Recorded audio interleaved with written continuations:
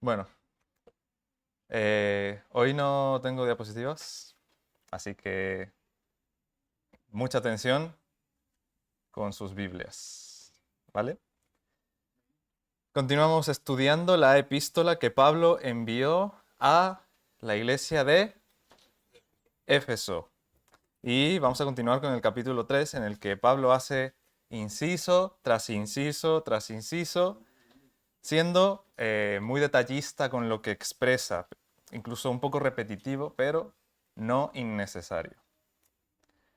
Entonces, Biblia, papel y lápiz, una actitud enseñable que nos permita seguir comprendiendo más y más esta epístola. Vamos a leer Efesios capítulo 3, versículos del 14 al 19. Por esta causa doblo mis rodillas ante el Padre de nuestro Señor Jesucristo, de quien toma nombre toda familia en los cielos y en la tierra, para que os dé, conforme a las riquezas de su gloria, el ser fortalecidos con poder en el hombre interior por su espíritu, para que habite Cristo por la fe en vuestros corazones, a fin de que, arraigados y cimentados en amor, seáis plenamente capaces de comprender con todos los santos cuál sea la anchura, la longitud, la profundidad y la altura, y de conocer el amor de Cristo, que excede a todo conocimiento, para que seáis llenos de toda la plenitud de Dios. Tenemos nuevamente una frase kilométrica, ¿vale? Son todos esos versículos una sola frase, al menos en la versión que leemos usualmente, la Reina Valera. Y quisiera que vayamos entendiéndola poco a poco. Entonces, síganme con la vista en sus Biblias. Desde el versículo 14. Por esta causa, y nos preguntamos, ¿qué causa? Pablo. Entonces vamos a retroceder un poco al capítulo 3, versículo 1, donde Pablo dice otra vez, por esta causa yo, Pablo, prisionero de Cristo Jesús, por vosotros los gentiles, y vuelve a hacer aclaraciones y a desviarse un poco del tema al que quiere llegar. Si seguimos retrocediendo y leemos toda la epístola, o sea, quiero decir, desde el capítulo 1 hasta el capítulo 3, después de la doxología, pues vamos a entender que como idea general, la causa es lo que Dios hizo con Cristo en favor de nosotros, a pesar de la situación en que nos encontrábamos. Lo voy a volver a repetir porque esta es la causa por la que Pablo está hablando. La causa es lo que hizo Dios con Cristo en favor de nosotros, a pesar de la situación en que nos encontrábamos. Esta es la causa, es la gran causa.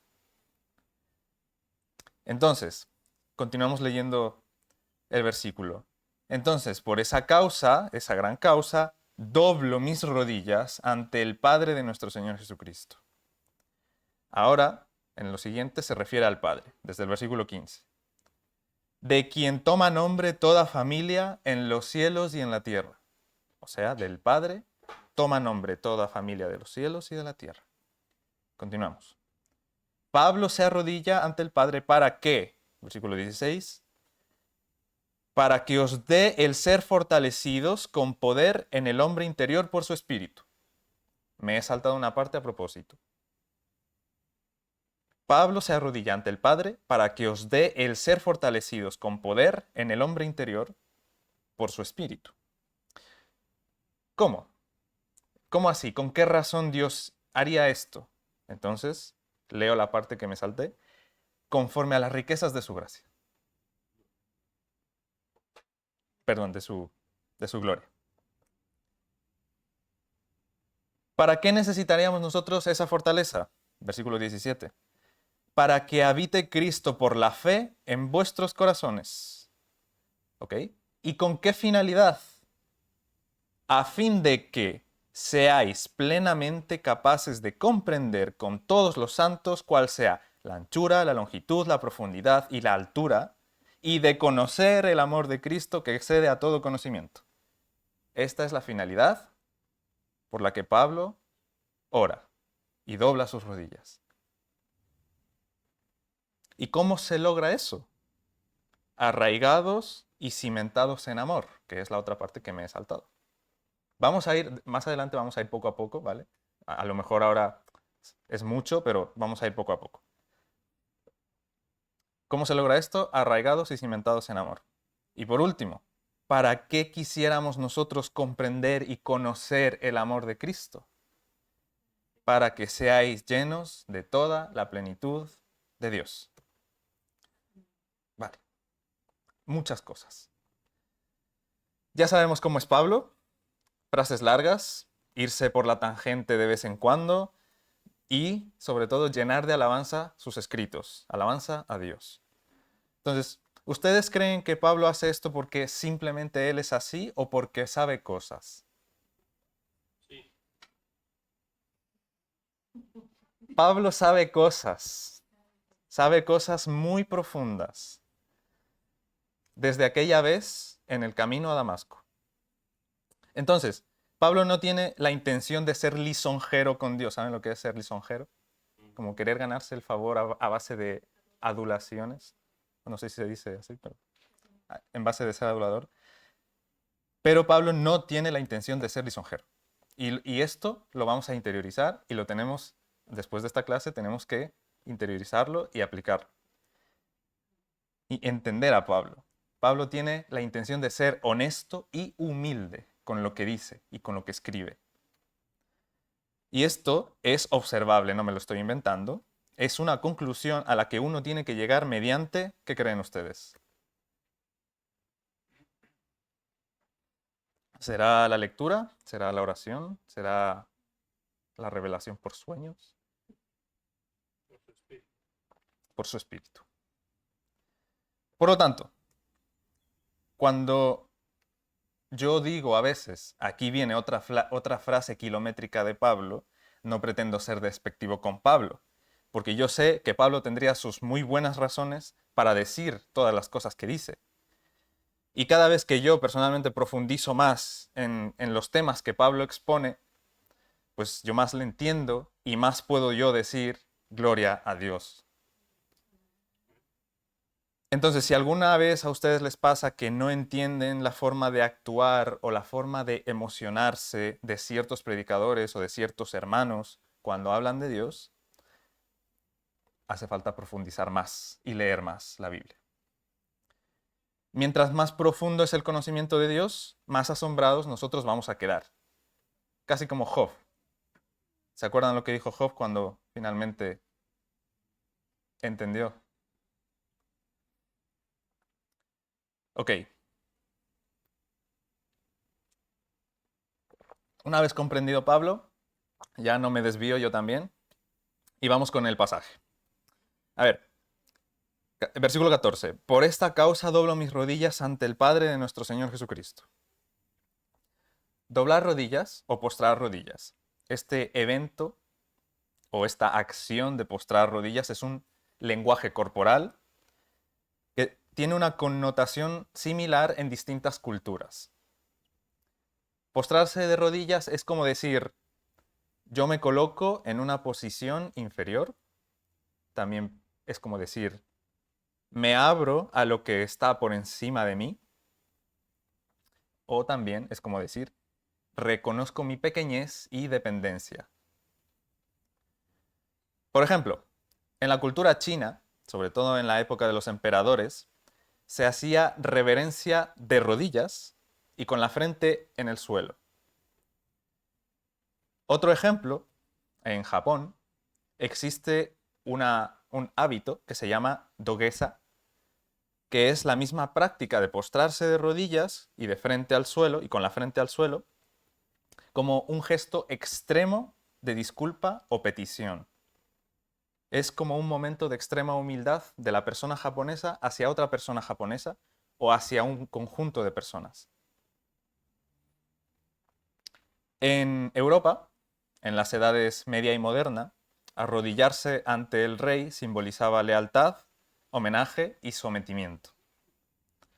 Y por supuesto, dentro del cristianismo, dentro de también algunas sectas y del catolicismo, se supone que los fieles se postran de rodillas ante la presencia de Dios, sea en público o sea en privado, sea para adorar o sea para alabar a Dios. Vamos a leer Isaías 42, versículos 22, perdón, 45, versículos 22 y 23.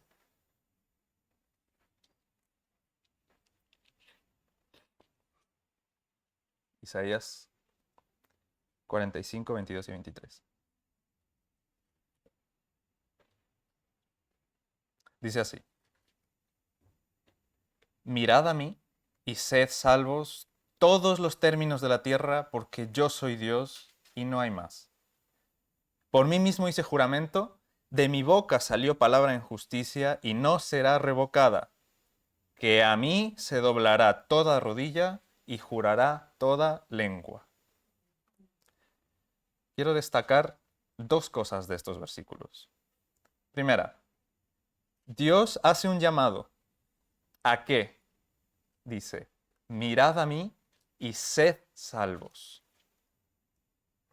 Y segunda cosa, Dios jura por sí mismo que a mí se doblará toda rodilla y jurará toda lengua.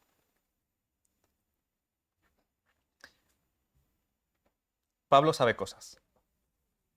Pablo sabe muchas cosas. Y algunas de ellas, Pablo ha logrado resumirlas en los capítulos 1, 2 y 3 de la epístola a los Efesios. ¿Se acuerdan cuál había dicho yo que era la causa por la que Pablo doblaba sus rodillas? Es una frase un poco larga, la voy a repetir. La causa es lo que hizo Dios con Cristo, ¿en favor de quién? De nosotros, ¿a pesar de qué? A pesar de nuestro desmérito, o como yo lo dije antes, a pesar de la situación en la que nos encontrábamos antes de que nos rescatara. La causa por la que Pablo se arrodilla, por la que Pablo postra sus rodillas, es lo que hizo Dios con Cristo en favor de nosotros, porque nosotros no merecíamos, porque estábamos en una situación deplorable, muertos en nuestros delitos y pecados. Ya lo hemos repasado bastante. Pablo no espera al día final del que habla en Isaías para postrarse delante de Dios, junto con toda otra rodilla. Pablo desea y necesita doblar su rodilla ahora. Porque lo que ha hecho Dios con Cristo en favor de su iglesia es sublime, admirable, algo digno de toda alabanza. Permítame hacer nuevamente, destacar nuevamente que si no logramos entender este sentimiento, esta mente de Pablo, esta necesidad de Pablo, tenemos que ponernos a leer nuestras Biblias en profundidad. Orar, ayunar, doblar nuestras rodillas delante del único y del sabio Dios. Porque la espiritualidad no es secundaria para un cristiano. Pablo se arrodilla porque se sabe el libro de Isaías de memoria, y como se lo sabe de memoria, ata cabos. Dios dice, mirad a mí y sed salvos. Acto seguido, Pablo lo que hace es doblar sus rodillas por tal gran favor que Dios hace ante su iglesia.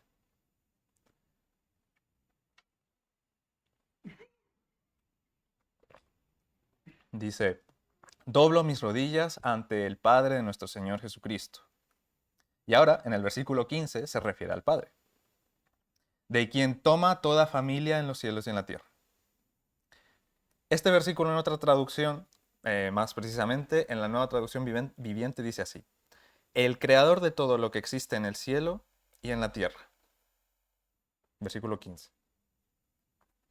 Esta es una manera, lo que dice Pablo, de englobar a todos los que son de Dios, los que tienen el sello, la marca, el nombre de Dios, que es su Espíritu Santo.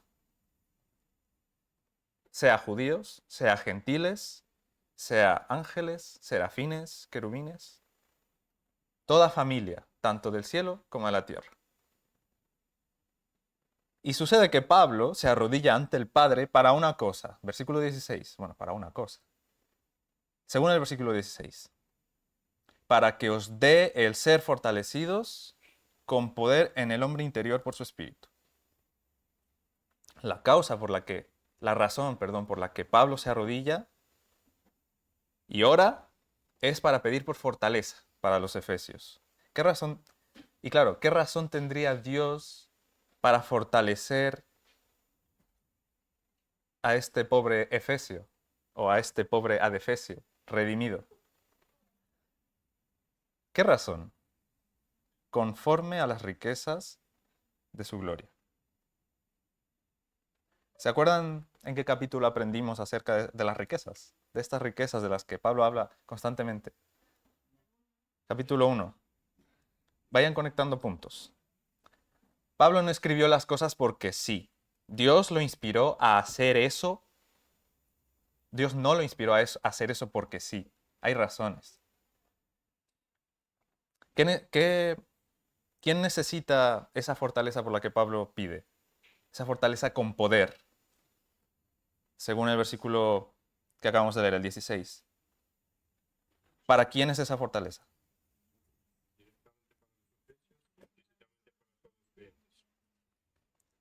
Más específicamente, según el versículo, fortaleza para el hombre interior.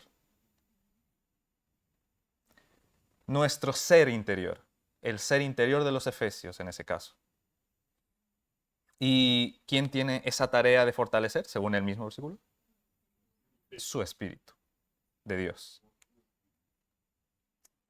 ¿Queda claro? Vamos a leer Juan 16, capítulo 7. Juan capítulo 16, versículo 7.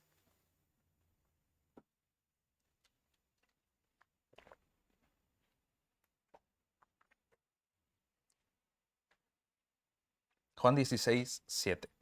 Dice así. Dice Jesús. Pero yo os digo la verdad. Os conviene que yo me vaya, porque si no me voy, el Consolador no vendrá a vosotros. Pero si me voy, os lo enviaré. ¿Quién es el Consolador?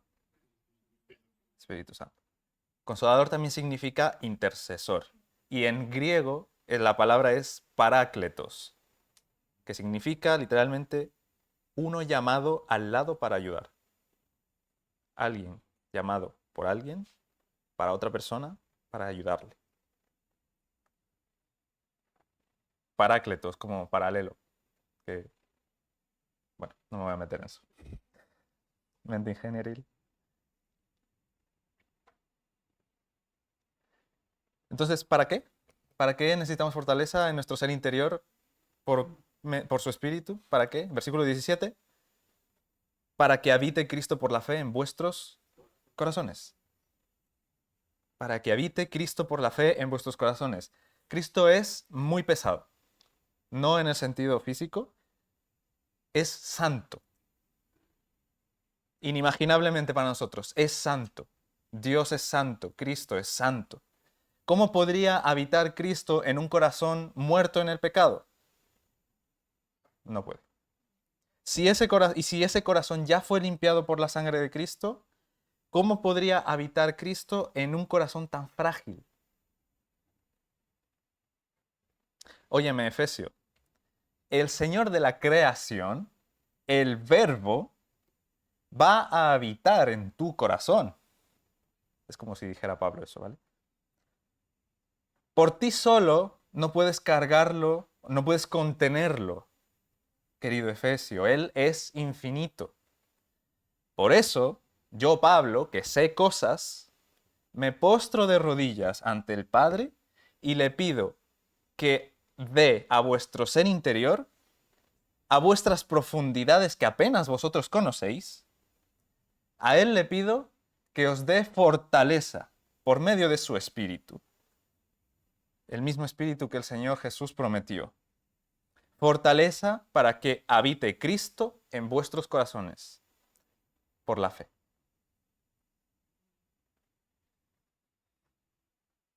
Si cometemos el error de no entender esto, dice Ferguson, estaremos revelando lo poco que entendemos o apreciamos la magnitud de lo que Dios ha hecho en nosotros, sus hijos.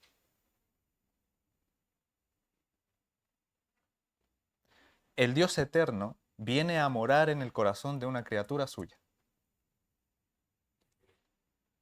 Efesios 1, 16 al 18.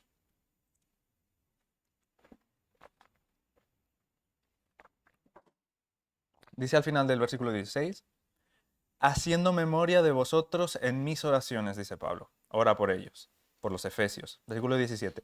Para que el Dios de nuestro Señor Jesucristo, el Padre de gloria, os dé espíritu de sabiduría y de revelación en el conocimiento de Él, alumbrando los ojos de vuestro entendimiento, para que sepáis cuál es la esperanza a que Él os ha llamado.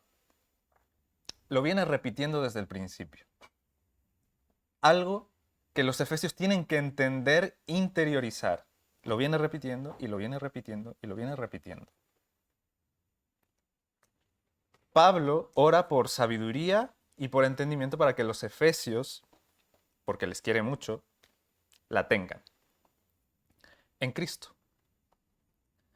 Y como les quiere mucho, también quiere que se deleiten de lo mismo que Él se deleita, del conocimiento de Dios.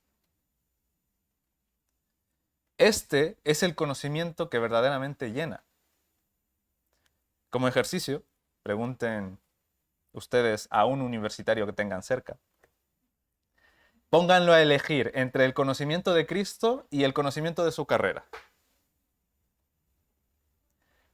Vamos a continuar con el texto y le vamos a preguntar a Pablo, oye, Pequebró, ¿y cuál es la finalidad de que Cristo viva en mi corazón? ¿Se acuerdan de la finalidad? No, sí está escrito. A fin de que seáis plenamente capaces de dos cosas. Primero, comprender y segundo, conocer. Ahora, comprender qué y conocer qué.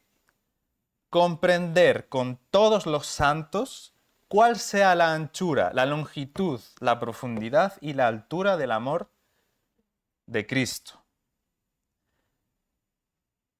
¿Y conocer qué? Versículo 19. Conocer el amor de Cristo, que excede a todo conocimiento. Vamos a ver si se acuerdan de la siguiente palabra. Tú y yo, con todos los santos tenemos algo en común. Una ciudad más específicamente. Entonces somos, ¿qué cosa de los santos? Conciudadanos. Somos conciudadanos de los santos y según Efesios 2:19, ¿qué más?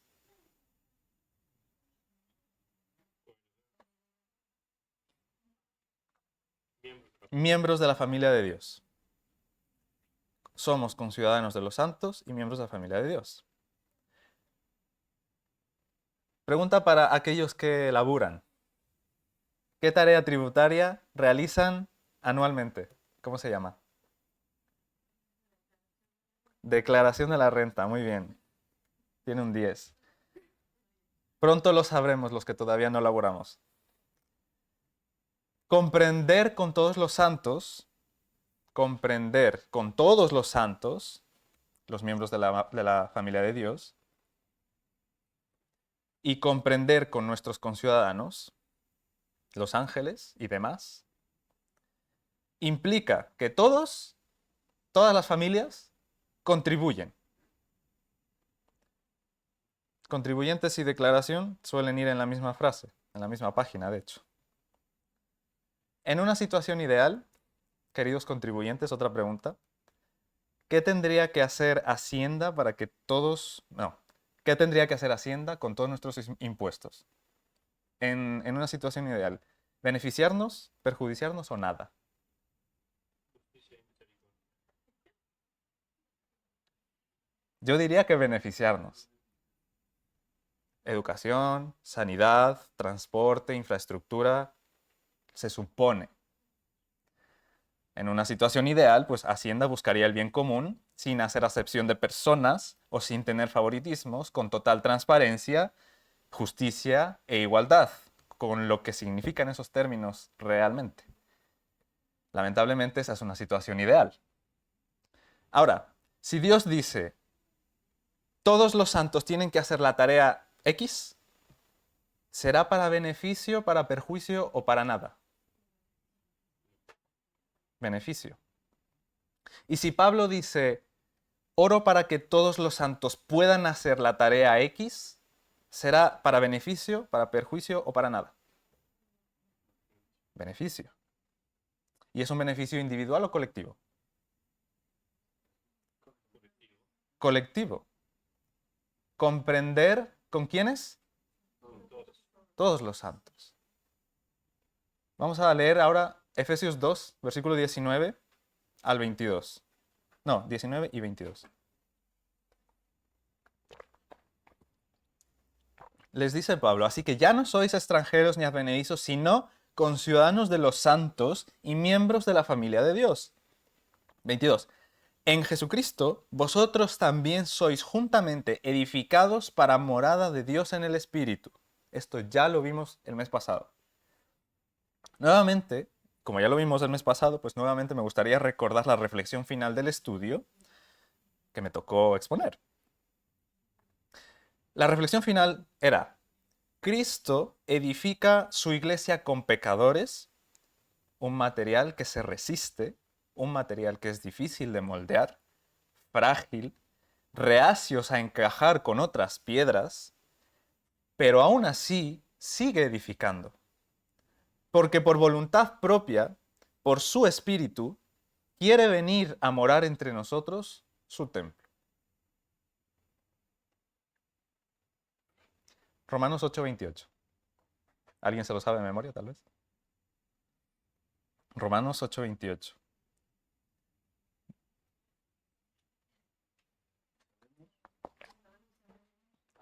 Y sabemos que a los que aman a Dios, todas las cosas les ayudan a bien. Esto es, a los que conforme a su propósito son llamados.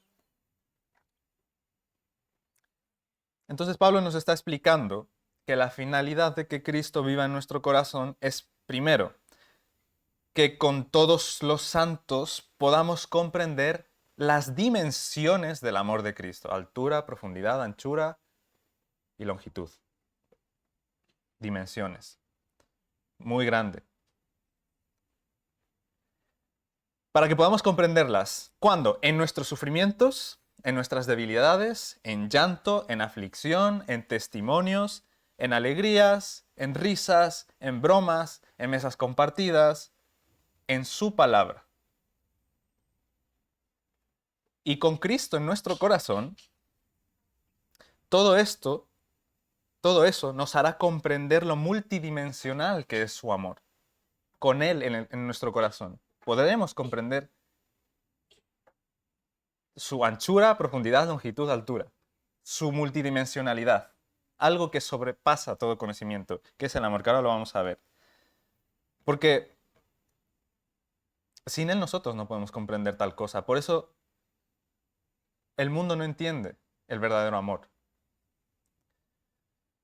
Y la segunda finalidad, si la primera es comprender la multidimensionalidad de su amor, la segunda es, versículo 19, conocer el amor de Cristo que excede todo conocimiento.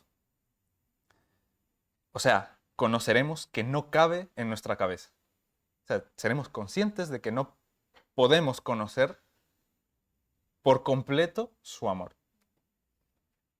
Yo no sé ustedes, pero creo que normalmente cuando aprendemos algo, como alguna receta o como usar alguna máquina o algún concepto estudiado en instituto, universidad, curso, pues cuando lo aprendemos es porque no lo conocíamos. Por ejemplo, aprender a conducir. ¿Quién está aprendiendo a conducir aquí? ¿Nadie? ¿Todavía no? No. Por ejemplo, aprender a conducir. Yo, en mi primer contacto con el coche, apenas yo me senté en el asiento del conductor, ya me sentí raro. La primera vez, cuando era muy joven.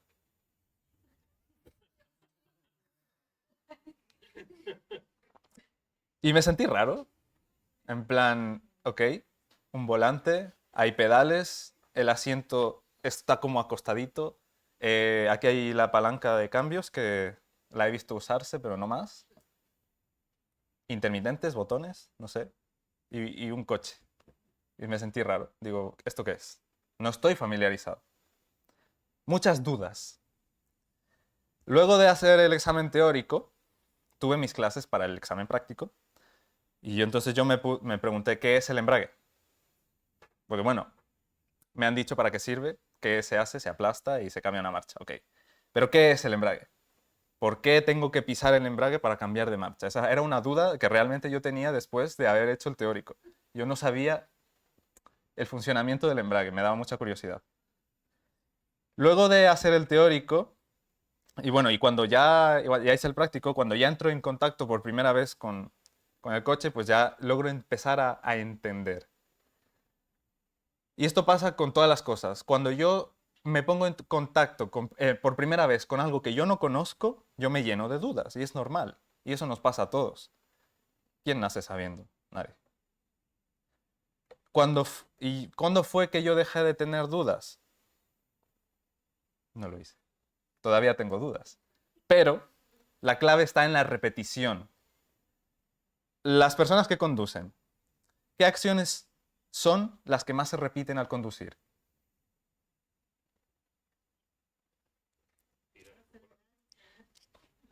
Girar, acelerar, frenar. ¿Qué más? Bueno, eso no lo sé. Eso no lo sé. Poner el intermitente, cambiar la marcha, pisar el embrague. Y estar atento a lo que hagan otros, por supuesto.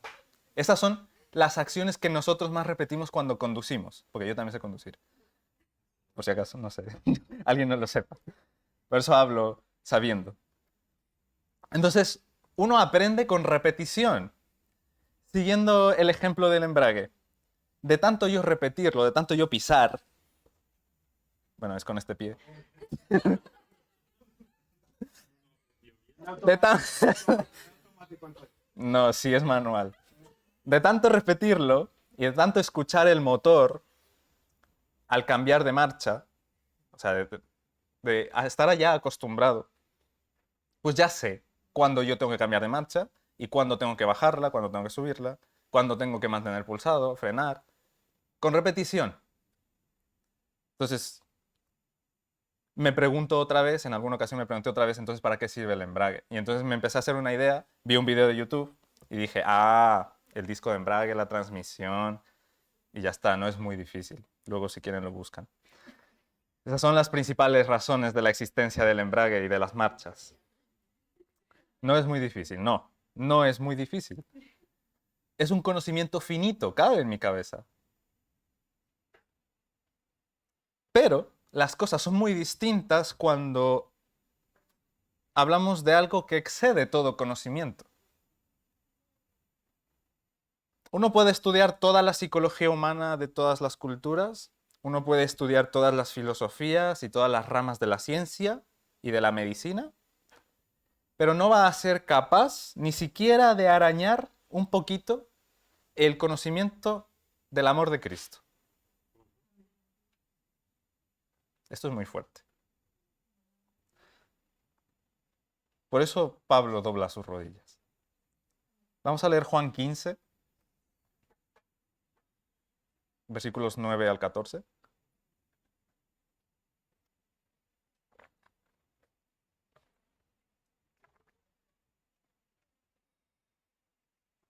Juan capítulo 15, versículos de 9 al 14. Dice de la siguiente manera el Señor Jesús: Como el Padre me ha amado, así yo también os he amado. Permaneced en mi amor. Si guardareis mis mandamientos, permaneciereis en mi amor, así como yo he guardado los mandamientos de mi Padre y permanezco en su amor. Estas cosas os he hablado para que mi gozo esté en vosotros y vuestro gozo sea cumplido. Este es mi mandamiento, que os améis unos a otros como yo os he amado. Nadie tiene mayor amor que este, que uno ponga su vida por sus amigos. Vosotros sois mis amigos, si hacéis lo que yo os mando. Y el versículo 17 vuelve a repetir, esto os mando, que os améis unos a otros. La Biblia entera cuenta el amor que Dios tiene hacia la humanidad, hacia los suyos. Y nuevamente, todas estas palabras y toda esta reflexión me llevan al Salmo 8. Si quieren, acompáñenme al Salmo 8 también.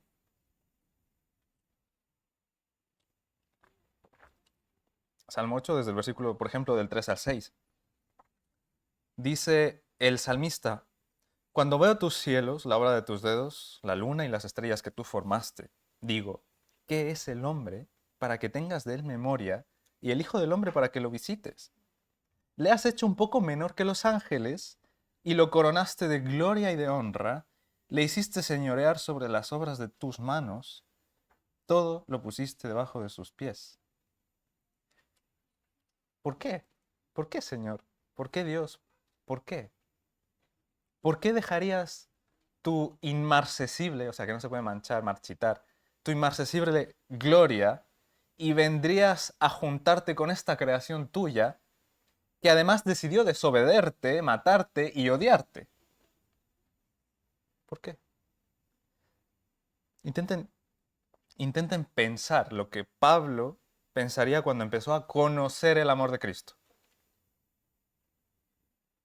Con todo lo que Pablo sabía, con todos los textos que habría memorizado, porque él era judío y como tal tenía que mantener sus tradiciones y sus enseñanzas, intenten pensar como Pablo. En el camino a Damasco, a Pablo se le dio la oportunidad de atar cabos, de traer todo ese conocimiento y decir, vaya, constantemente. Su mente hizo clic, empezó a conocer y comprender el amor de Cristo, porque Cristo vino a él. ¿Creen ustedes que a Pablo le surgieron dudas? Sí. Absolutamente sí. Leamos Hechos 9:9. Bueno, en Hechos 9:9, en general, en adelante, se ve que Pablo quedó como en estado de shock por lo que le pasó. Después de lo que le pasó, después de haber caído al suelo, después de ver lo que vio, ¿cómo quedó Pablo? Ciego y no hablaba. Y se ve que Pablo oraba luego de eso, si ustedes siguen leyendo, hasta que Ananías vaya a verlo por mandato del Señor. O sea, Pablo se quedó orando. Primero en estado de shock y luego lo único que pudo hacer fue orar. Porque tenía de alguna manera que soportar todo lo que había visto, había sentido, escuchado, lo que sea. Hechos 9 del 15 al 16, el Señor le dijo, ve porque instrumento escogido me es este, le dice a Ananías, para llevar mi nombre en presencia de los gentiles y de reyes y de los hijos de Israel, porque yo le mostraré cuánto le es necesario padecer por mi nombre. Cuando se le apareció el Señor, pregunta para ustedes, ¿supo Pablo enseguida lo que iba a padecer? No.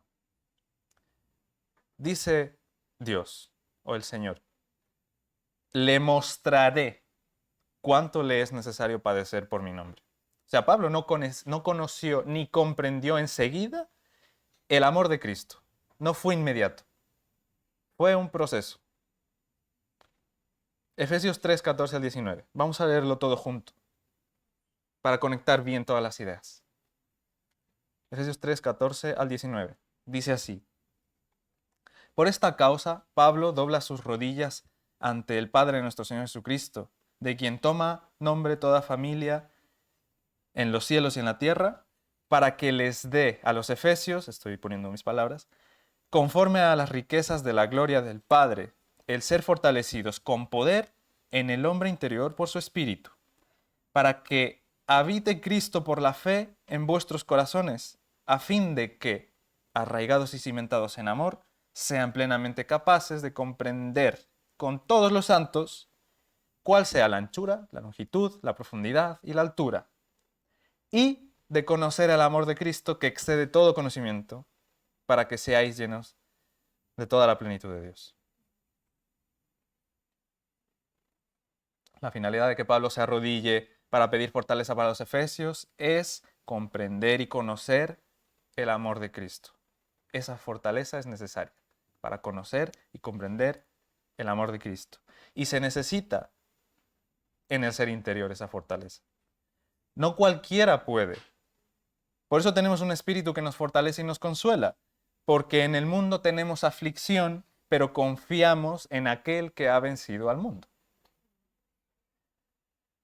¿Y cómo se logra que comprendemos y conozcamos el amor de Cristo? Es el trozo de versículo que he pasado por alto antes.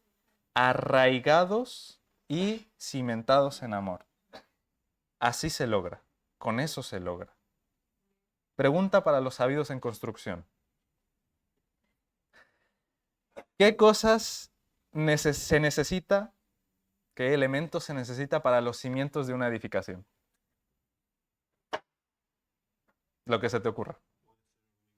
Hormigón armado. Piedras de alta resistencia. Por ejemplo. Hierro. Hierro también. Madera. ¿Y por qué todas esas cosas? O sea, ¿qué objetivo tienen que sean específicamente, por ejemplo, hormigón armado y piedras de alta fortaleza? No, creo que no era así, pero... Recibir el peso del edificio y transmitirlo a la tierra.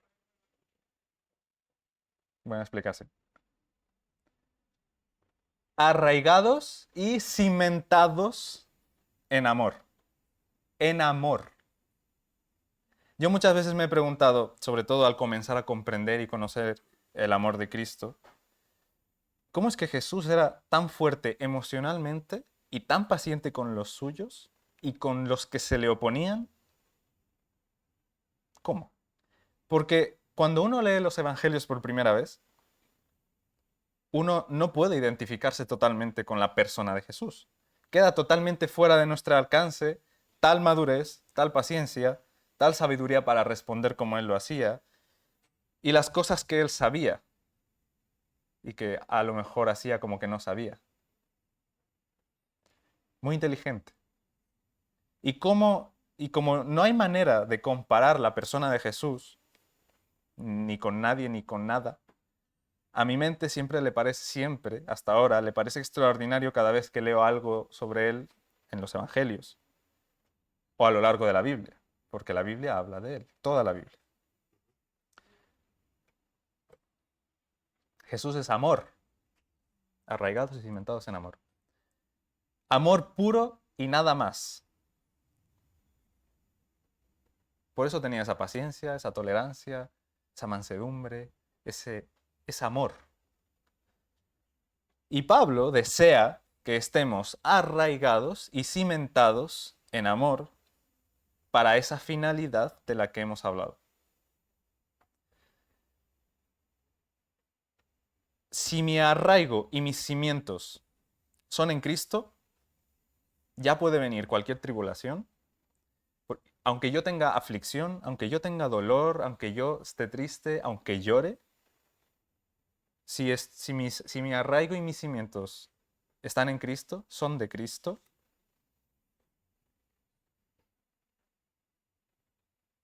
Él ya venció. ¿De qué temeré? Apocalipsis 21, 4 al 5. Dice, enjugará Dios toda lágrima de los ojos de ellos, y ya no habrá muerte, ni habrá más llanto, ni clamor, ni dolor, porque las primeras cosas pasaron. Y el que estaba sentado en el trono dijo, he aquí, yo hago nuevas todas las cosas.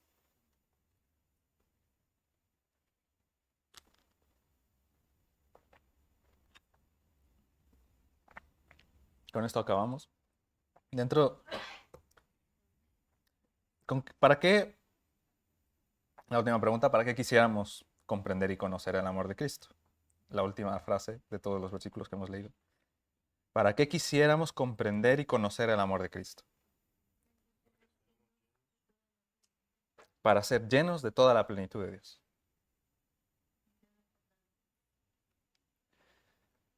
Dentro de las riquezas de su gloria, de su gracia también, de las que hemos hablado en capítulos anteriores, está el llenarnos de toda su plenitud. Eso también es una riqueza. Acuérdense también que estudiamos que la iglesia es la plenitud ¿de quién? De Cristo. La iglesia es la plenitud de Cristo. Su cenit, el esplendor. Y además, Pablo desea que los efesios sean llenos de la plenitud de Dios. Acuérdense, la iglesia y Cristo son uno. No hay divisiones, no hay denominaciones. Y ahora preguntas para ustedes, para reflexión final. ¿Tú eres lleno de la plenitud de Dios? ¿Tú crees que necesitas fortaleza en tu ser interior para que habite Cristo en ti? ¿Caerás de rodillas ante esta verdad todos los días de una vez por todas? Amén.